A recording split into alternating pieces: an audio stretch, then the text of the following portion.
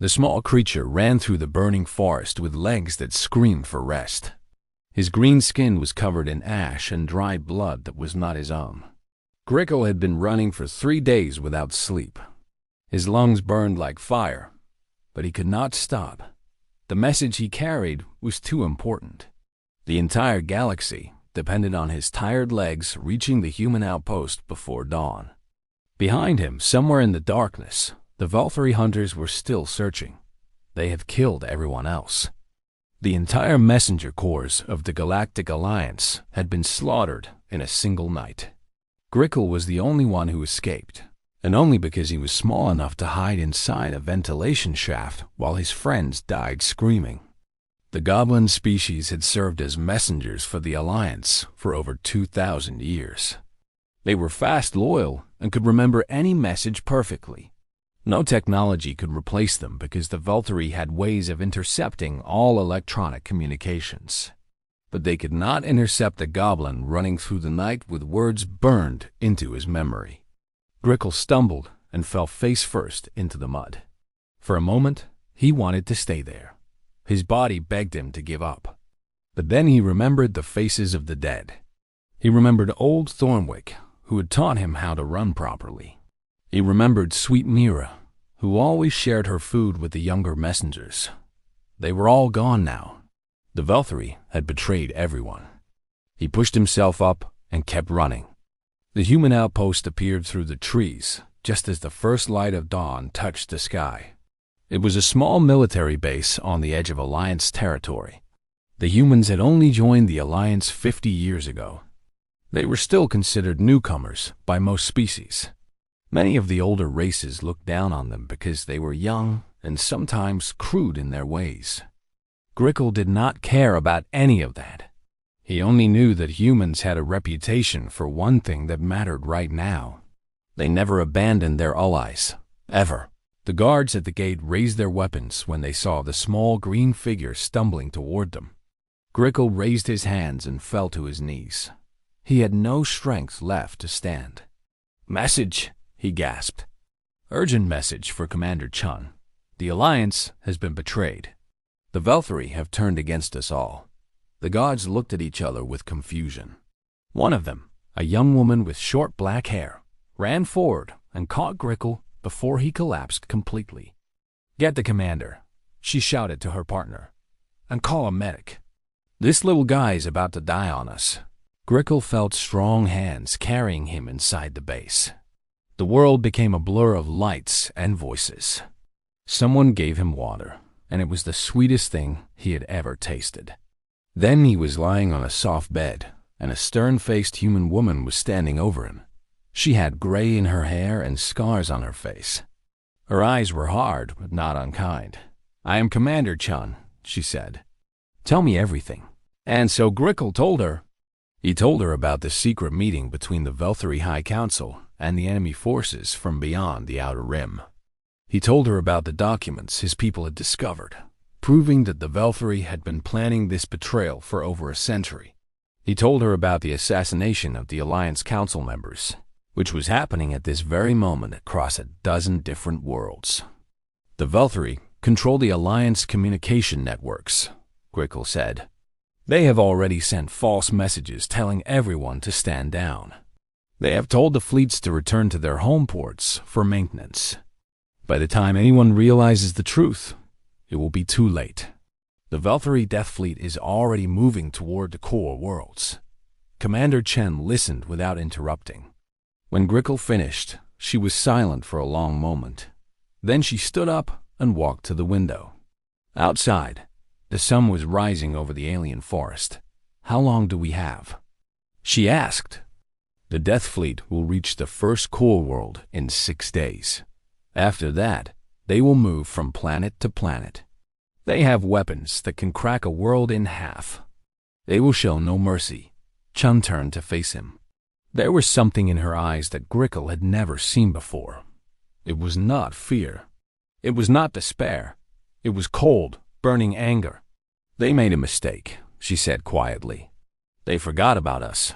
Within 1 hour, the small human outpost had transformed into a hive of activity. Soldiers ran in every direction. Ships were being prepared for launch. Communication officers were sending encrypted messages using old human technology that the Valkyrie could not intercept. Grickle watched in amazement as the humans moved with speed and purpose. They did not waste time with politics or debates. They did not question whether they should get involved. They simply acted. Commander Chun gathered her officers in the main hall and explained the situation. When she finished, there was no hesitation. "We need to warn everyone," said a young officer named Jackson. "But how?" "The Valkyrie control all the communication relays."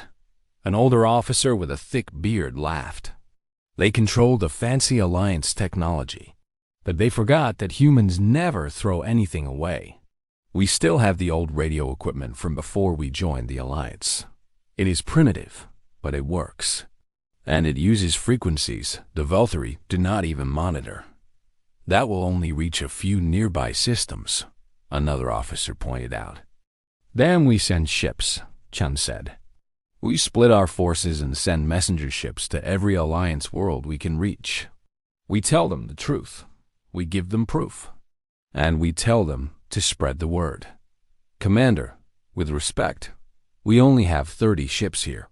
The Alliance has over 1,000 worlds. We cannot reach them all in time." Chun smiled, and it was not a pleasant smile. "We do not need to reach them all. We just need to reach enough. The Valkyrie plan depends on surprise and confusion. Once enough Alliance worlds know the truth, the plan falls apart. People will fight back." Grickle felt tears running down his face. He had expected the humans to retreat. He had expected them to save themselves and leave everyone else to die. That was what most species would do. But these strange, stubborn creatures were preparing to fight a war they could not possibly win. "Why?" he asked out loud. "Why are you doing this? You could run. You could hide. The Valkyrie might not even bother attacking human worlds if you stayed quiet." Chun walked over and knelt beside his bed. She placed a gentle hand on his small shoulder. "Because that is not who we are," she said simply. "We joined this alliance in good faith. We made promises. And humans keep their promises, even when it costs us everything." Over the next few hours, Grickle watched the human fleet prepare for its desperate mission. Each ship was given a list of worlds to contact. Each captain understood that they might not survive. But none of them refused the mission. None of them ran away.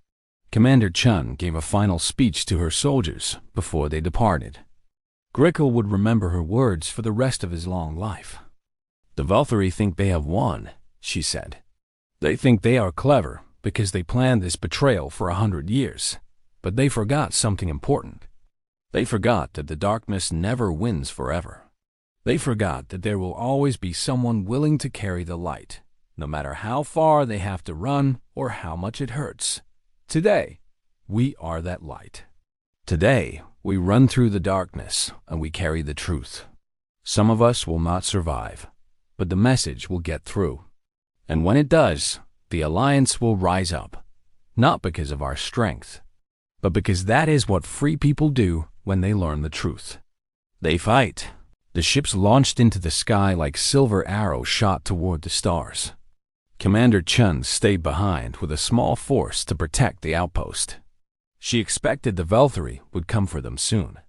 The betrayers would not want any witnesses left alive. Grickle refused to leave. His body was still weak, but his spirit had been restored. The humans had given him something he thought he had lost forever: hope. "I am a messenger," he told Commander Chun. "This is what my people do. Let me help." And so he did. Over the following days, Grickle worked with the human communication officers. His perfect memory helped them coordinate their efforts. He remembered every detail about Valkyrie patrol routes and communication blind spots. Together, they guided the messenger ships through enemy territory. The Valkyrie attacked the outpost on the 4th day. They came with overwhelming force, expecting easy victory. They did not get one. The humans fought with a ferocity that shocked their enemies. Every building became a fortress. Every corridor became a trap. The Valkyrie had expected frightened prey. Instead, they found wolves. Commander Chun led the defense personally. Grickle saw her fight with a fury that seemed almost supernatural. She was wounded twice, but kept fighting. Her soldiers followed her example. None of them surrendered. None of them begged for mercy. On the 5th day, when the outpost was about to fall, something miraculous happened. Alliance ships appeared in the sky. Not Valkyrie ships. Ships from the Chlorothi, the Mendusians, and a dozen other species. The human messengers had succeeded. The truth had spread across the galaxy. The Valkyrie attackers found themselves surrounded and outgunned. Their communications were jammed with angry demands for surrender. The betrayers had become the betrayed. Grickle stood on the ruined walls of the outpost and watched the enemy ships flee into the darkness. Beside him, Commander Chun sat against a broken pillar, getting her wounds treated by a medic. She looked exhausted but satisfied. "Your people did this," Grickle said. 30 ships against 1,000 worlds. Nobody believed it was possible. Chun shook her head slowly. "We just carried the message. The Alliance did the rest. Everyone did their part, including one very brave goblin who ran for 3 days without sleep." Grickle felt pride swell in his small chest. He had done his duty. His fallen friends had not died for nothing. In the weeks that followed, the Valkyrie betrayal collapsed completely. Their death fleet was intercepted by combined Alliance forces. Their leaders were captured and put on trial. The Alliance reformed itself with new safeguards against future betrayals. And humans were no longer seen as newcomers or primitives. They were seen as something else entirely. They were seen as the species that ran toward danger when everyone else ran away. They were seen as the species that kept their promises. Grickle became a hero among his people. The new generation of goblin messengers grew up hearing stories about the great run that saved the galaxy. And in those stories, the humans always featured prominently, not as conquerors or warriors, but as stubborn, loyal friends who never gave up. Years later, when Grickle was old and gray, young goblins would ask him what humans were really like. He always gave the same answer. "They are impossible," he would say with a smile. "They are loud and strange and sometimes foolish. But when the darkness comes, they light themselves on fire and run straight into it. And somehow, against all logic, they usually win. That is what makes them human. They do not know when to quit." And the young goblins would laugh and shake their heads. But they remembered the lesson. When everything seemed hopeless, they remembered the humans who had refused to give up. That was the greatest gift humanity gave to the galaxy. Not technology or weapons or wealth, but the simple, stubborn belief that the darkness could always be defeated, one messenger at a time, one step at a time, until the dawn finally came.